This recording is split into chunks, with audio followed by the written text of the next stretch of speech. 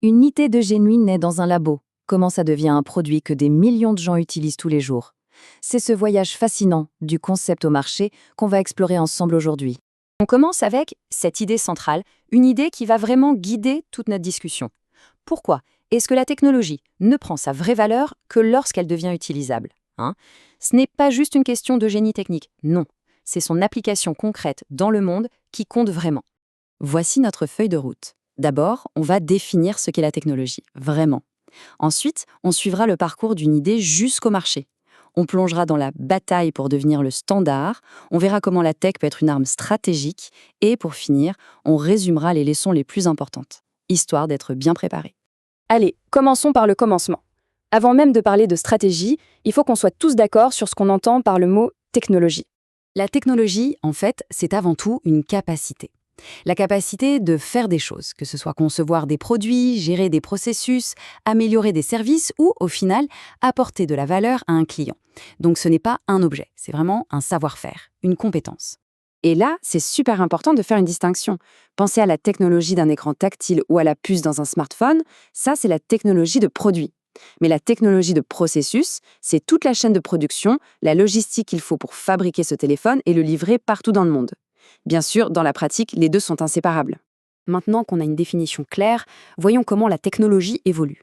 Parce qu'une idée, aussi géniale soit-elle, ce n'est pas encore un produit. Comment passe-t-on de cette étincelle dans un laboratoire à une solution qu'on trouve en magasin? Pour suivre ce parcours, on utilise souvent le modèle TRL. Ce modèle découpe le chemin en étapes bien claires. Regardez, on part d'une idée de base, TRL 1, on passe à une preuve de concept, on teste dans des environnements de plus en plus réalistes, jusqu'à arriver au lancement à grande échelle, TRL 9. C'est un chemin pour transformer une incertitude scientifique en une certitude commerciale. La courbe en S, elle illustre parfaitement comment les performances d'une technologie se développent. Au début, les progrès sont lents, c'est difficile. Puis, une fois les bases posées, là, on a une phase de croissance super rapide, presque exponentielle. Et à la fin, la technologie atteint ses limites et l'amélioration des performances ralentit, elle plafonne. Et ça, c'est une question essentielle. Si une nouvelle technologie est objectivement meilleure, pourquoi est-ce que l'ancienne ne disparaît pas du jour au lendemain? Eh bien, la raison est double. D'abord, tout au début, la nouvelle technologie est souvent moins performante que l'ancienne, qui, elle, a été optimisée pendant des années. Et deuxièmement, et ça c'est crucial, il y a ce qu'on appelle la dépendance au sentier. L'ancienne technologie est ancrée dans tout un écosystème, dans des investissements et surtout dans nos habitudes. Changer, ça coûte de l'argent et des efforts. Ce qui nous amène directement à la troisième partie, la bataille pour le standard. Là, on quitte le labo et on entre sur le champ de bataille commerciale où, croyez-moi, la meilleure technologie ne gagne pas toujours. Le concept clé ici, c'est le design dominant. C'est une architecture de produit qui est si largement acceptée qu'elle devient la norme, le standard, même s'il existe des alternatives techniquement supérieures. L'exemple classique, c'est la disposition du clavier QWERTY. À l'origine, il a été conçu pour éviter que les marteaux des machines à écrire ne se coincent, pas pour taper plus vite. Et pourtant, c'est devenu le standard mondial. Pourquoi? Adoption précoce, les habitudes des dactylos et cette fameuse dépendance au sentier. C'est l'exemple parfait d'un design dominant. Ce qui est vraiment intéressant, c'est que le succès dépend souvent de l'écosystème. Les standards, comme l'USB-C, réduisent l'incertitude. Les plateformes, comme les App Store, permettent à d'autres d'innover par-dessus. Et les effets de réseau, c'est simple. Plus il y a d'utilisateurs, plus la plateforme a de la valeur. Ensemble, ces trois éléments forment un écosystème surpuissant. Et souvent, c'est l'écosystème, pas juste la technologie, qui remporte la bataille. Un exemple moderne, c'est le jumeau numérique. C'est une copie virtuelle d'un produit, d'un processus ou même d'un système complet. Avec ça, on peut surveiller les performances, prédire les pannes, tester des améliorations sans jamais perturber l'opération réelle. Ça montre bien comment la technologie est aussi un outil d'information et d'analyse. Comprendre la technologie, c'est une chose, mais l'utiliser pour gagner, c'est l'étape suivante. On va maintenant voir comment la technologie devient une arme stratégique vraiment puissante. Dans les services, la technologie peut tout changer. Offrir plus de personnalisation, résoudre les problèmes plus vite avec des applis ou du self-service, surprendre positivement les clients. Mais attention, le piège, c'est la complexité. Une technologie qui n'est pas simple à utiliser, elle frustre et fait fuir les gens. L'utilisabilité, ça reste la clé.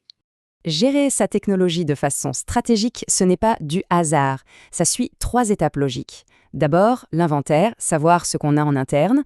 Ensuite, l'évaluation, comprendre ce qui est vraiment important pour réussir. Et enfin, la décision. Est-ce qu'on investit soi-même, est-ce qu'on collabore ou est-ce qu'on achète? Ce tableau, il est parfait pour la deuxième étape, l'évaluation. Les technologies de base, elles sont nécessaires mais ne donnent pas d'avantage. Il faut les gérer efficacement, souvent en les achetant. Les technologies clés, elles, sont cruciales pour votre avantage concurrentiel actuel. Celles-là, il faut les maîtriser et continuer à les développer. Et enfin, les technologies émergentes, elles ont le potentiel de devenir cruciales dans le futur. Il faut donc les surveiller et expérimenter avec. Bon, il est temps de tout rassembler. S'il n'y a que quelques points à retenir pour l'examen, ce sont les leçons qui suivent. Il y a 7 leçons fondamentales à tirer de tout ce qu'on vient de voir. Premièrement, la meilleure technologie sur le papier ne gagne pas toujours. Deuxièmement, les habitudes, la dépendance au sentier, c'est incroyablement puissant. Troisièmement, ce qui est nouveau n'est pas forcément meilleur. Quatrièmement, c'est toujours le client qui, au final, détermine la valeur. Cinquièmement, l'infrastructure autour est souvent décisif. Sixièmement, le timing et le prix sont absolument cruciaux. Et enfin, septièmement, le progrès vient souvent des contraintes. Première question type examen.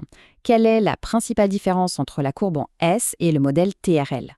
La réponse est précise mais claire. Le TRL, ça mesure la maturité d'une technologie, son parcours de l'idée au marché.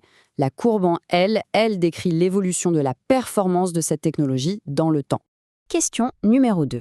Pourquoi un design dominant, comme le clavier QWERTY, est-il si important d'un point de vue stratégique? Parce qu'il fixe le standard du marché. Une fois qu'un design est dominant, ça devient extrêmement difficile pour les concurrents d'introduire une alternative, même si elle est meilleure.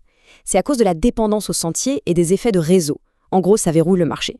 Et la dernière question pour s'entraîner. Quelle est la différence entre une technologie clé et une technologie émergente? La différence est stratégique et elle est liée au temps. Une technologie clé, c'est crucial pour votre avantage concurrentiel maintenant. Une technologie émergente, elle, a le potentiel de le devenir dans le futur. On ne les aborde donc pas du tout de la même manière.